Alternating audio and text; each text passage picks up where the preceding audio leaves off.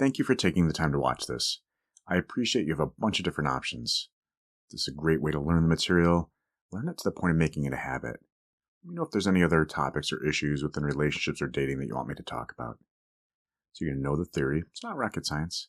So let's practice, rehearse, get in some reps, master the information, make it our own, and move towards excellence. This is the singles mingle flirting sequence. This specifically is your online profile. Can you picture us in a year having a cup of coffee along the Danube, the Thames, in a gondola in Venice, or exploring the pyramids? Or maybe we're on the zip line or the parachute opening after jumping out of the plane. We've done the emotional connecting, and now we're taking a cooking class or chocolate tasting, entering a homemade ice cream making contest. Having someone fun to experience life with makes the mundane activities even more fun. The idea here is to list what you consider to be fun activities and have her consider or try on doing them with you. Let her get to know you a little bit before you decide if she even wants to go on a first date. I literally just walked in the door after a date. My heart's racing. She was so funny and definitely good looking. We shared a million stories, or maybe fewer, I lost count. Lots of similarities. The big one, at least my current thinking, that didn't match was who to mock. She went on a hysterical, truly clever, and funny rant, except that it was about my people. She holds them in contempt, and she can't stand them. They disgust her, actually. But she doesn't know that she was mocking my people. She has no idea at all. Actually, because I froze. Yep, like a deer in headlights. I froze. I couldn't talk. And I know you don't know me, but oh my goodness, I can talk. Getting me to stop, that's the challenge. It was great until then. My heart has been going just a little too fast ever since then. Imagine the look of surprise on her face when I tell her I don't want a second date. Because we were laughing like kids. We were having a good time for all but the final 10 minutes. It's going to come out of the blue.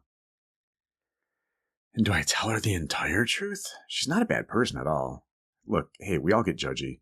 She has no idea that she judged me to the core.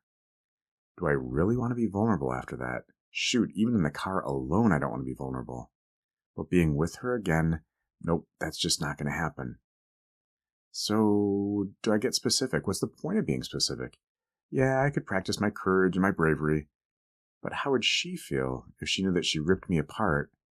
She just texted and said, I can't wait to go out again.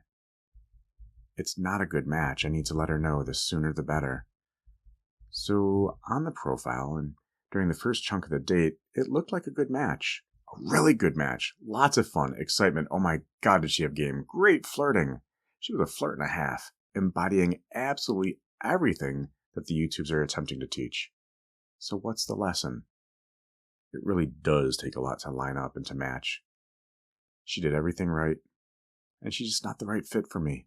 You can do everything right and just not be the right fit for them. So we talked in an early video about the pre-date ritual, right? So that's not part of your profile, but think about it. Before you go out on a date, do you do a pre-date ritual? So that's on another video. Well, I have to confess, I do have a post-date ritual, and I'm doing it right now. I talk to a friend, I walk, and then I take a nap before responding to the person. I might sit with my feelings for a few hours. I'm going to ground my energy and make sure that it's not the caffeine talking. I'm going to settle my emotions, process them internally. Then I'll craft a response about it not being a good fit. It's also true that I had a great time, and I'm going to communicate that.